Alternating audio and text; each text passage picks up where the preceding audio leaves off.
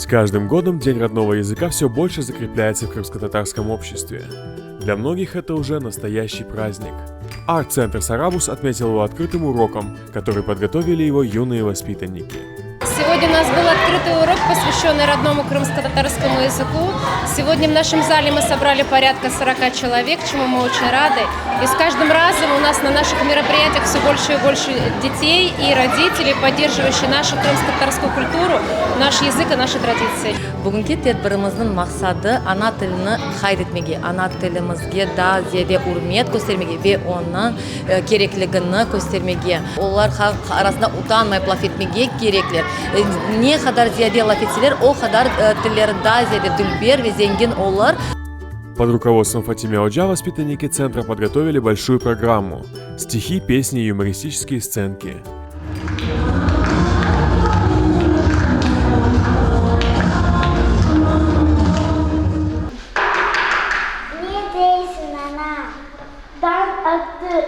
Эти хоразлар кучи бравы. Турбайсың келен. Не мен сізге табуғмы? Хоразларының кучиргальный турмаға. И если воспитать любовь к родному языку – главная задача учителя крымско-татарского языка, то с этой задачей Фатиме Оджа справляется на отлично.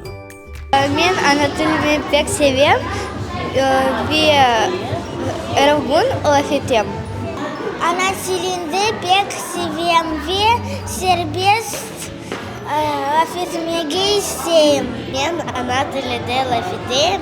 Местен балалар lafetsin ана тілінен.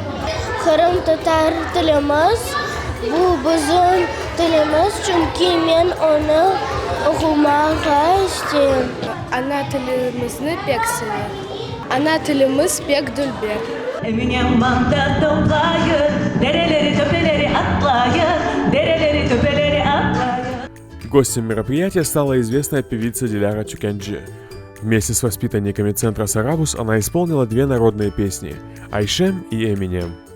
Кешкен тедбірні мен пек бегендім. Біздің балаларымыз, яш несліміз тіл öğrengenine керчектен куванам.